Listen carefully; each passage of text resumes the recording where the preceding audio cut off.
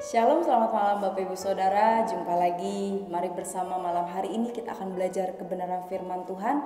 Saya memberikan judul renungan, Dikenal oleh Tuhan. Orang percaya yang benar dan yang sungguh-sungguh pasti akan dikenal oleh Tuhan. Mengapa saya katakan demikian? Karena pengenalan tentang Tuhan ini bukan hanya sekedar mengetahui, tapi terjadi karena adanya sebuah hubungan. Sebagai contoh kita bisa lihat hubungan pertemanan berbeda dengan hubungan persahabatan. Begitupun hubungan persahabatan berbeda dengan hubungan suami istri. Jadi dapat saya simpulkan bahwa hubungan menghasilkan pengenalan yang menandai sebuah ikatan yang kuat. Tanpa ikatan yang kuat, mustahil untuk kita bisa mengenal seseorang. Dan kita bisa melihat bahwa saat ikatan kita kuat dengan Tuhan khususnya ya, kita akan menjadi pribadi yang kuat, pribadi yang tidak mudah menyerah, tidak mudah putus asa. Sebaliknya saat ikatan kita, pengenalan kita akan Tuhan lemah, ya kita akan menjadi pribadi yang mudah putus asa, mudah menyerah, ya. Dan kita akan berakhir dengan kita tidak akan mengalami kuasa Tuhan seperti itu. Nah, firman Tuhan katakan bahwa iman adalah awal dari sebuah hubungan. Di dalam Lukas 17 ayat 6 dikatakan bahwa Tuhan memberikan iman benih.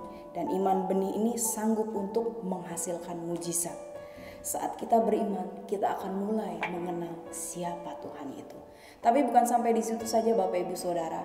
Tuhan juga menginginkan iman yang berbuah.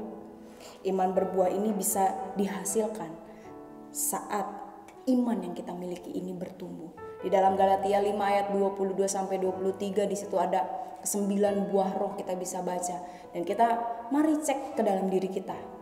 Apakah ke-9 buah roh itu sudah ada di dalam hidup kita? Apakah kita masih belajar untuk menghasilkan ke-9 buah roh tersebut? Karena itu dengan adanya buah kita akan dikenal bahwa kita adalah miliknya Tuhan. Dan malam hari ini kita sama-sama belajar cara untuk dikenal oleh Tuhan. Kita akan lihat di dalam Matius pasal 7 ayat 15 sampai ayat yang ke-20. Matius 7 ayat 15 sampai ayat yang ke-20. Saya akan membacakan untuk kita semua. Hal pengajaran sesat. Waspadalah terhadap nabi-nabi palsu yang datang kepadamu dengan menyamar seperti domba, tetapi sesungguhnya mereka adalah serigala yang buas. Dari buahnya lah kamu akan mengenal mereka. Dapatkah orang memetik buah anggur dari semak duri atau buah ara dari rumput duri? Demikianlah setiap pohon yang baik menghasilkan buah yang baik, sedang pohon yang tidak baik menghasilkan buah yang tidak baik. Tidak mungkin pohon yang baik itu menghasilkan buah yang tidak baik, ataupun pohon yang tidak baik itu menghasilkan buah yang baik. Dan setiap pohon yang tidak menghasilkan buah yang baik pasti ditebang dan dibuang ke dalam api. Jadi dari buahnya lah kamu akan mengenal mereka. Yang pertama, cara untuk kita dikenal Tuhan yaitu menjadi dombanya Tuhan. Di dalam ayat 15 disitu dikatakan bahwa waspadalah terhadap nabi-nabi palsu yang datang kepadamu dengan menyamar seperti domba, tetapi sesungguhnya mereka adalah serigala yang buas. Kenapa demikian kita harus menjadi dombanya Tuhan? Ya, kalau kita bertentangan dengan firman-Nya, kita akan disebut seperti serigala. Jadi saya katakan bahwa ada dua kelompok, yaitu domba yang sejati dan ada domba yang palsu. Dalam Yohanes 10 ayat 3 sampai 5, Yohanes 10 ayat 3 sampai 5, di situ kita bisa lihat ciri-ciri domba yang sejati, yaitu yang pertama mendengarkan suara tuannya. Kemudian dia yang kedua mengenal suara tuannya. Suara tuannya atau bukan, dia bisa membedakan. Dan yang ketiga dia mengikuti suara tuannya. Jadi karena itu mari saat kita menjadi dombanya Tuhan, ketika kita diperhadapkan dengan hal-hal yang di luar Tuhan, kita lari. Itu yang pertama, cara untuk kita dikenal Tuhan yaitu menjadi dombanya Tuhan. Yang kedua Bapak Ibu Saudara, di dalam ayat yang ke-16 sampai ayat yang ke-20, yaitu menghasilkan buah yang baik. Saya akan bacakan kembali ayatnya. Dari buahnya lah kamu akan mengenal mereka. Dapatkah orang memetik buah anggur dari semak duri atau buah ara dari rumput duri?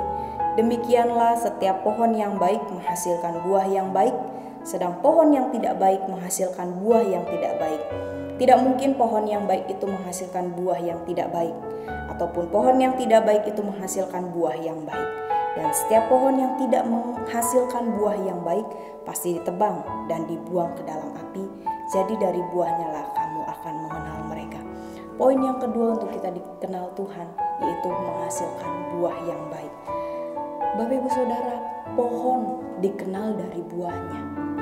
Ya, gak mungkin pohon mangga akan berbuah salak seperti itu. Ya, kembali lagi saya katakan bahwa pohon dikenal dari buahnya. Buah yang manis menandakan bahwa pohon itu baik. Oleh sebab itu, kita juga harus menghasilkan buah-buah yang baik. Dan kita bisa lihat buah yang baik itu buah yang seperti apa. Yang pertama, buah yang baik adalah buah yang matang. Buah yang baik adalah buah yang unggul yang memiliki kualitas. Dan buah yang baik adalah buah yang menguntungkan.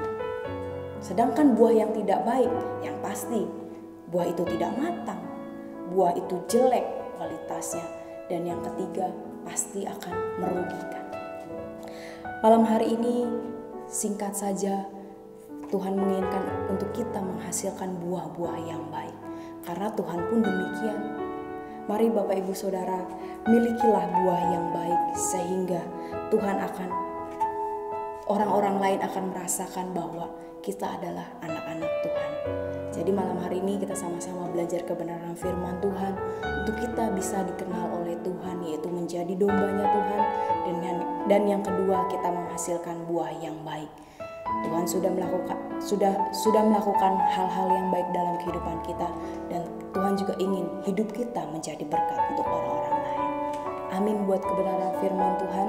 Mari kita bersama-sama menundukkan kepala kita mau berdoa. Tuhan Yesus, terima kasih buat kesempatan malam hari ini.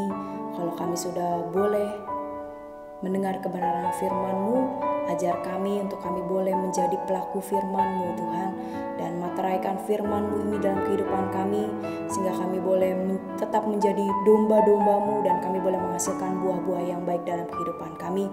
Berkati setiap kami yang mendengarkan kebenaran firman-Mu ini dimanapun kami berada.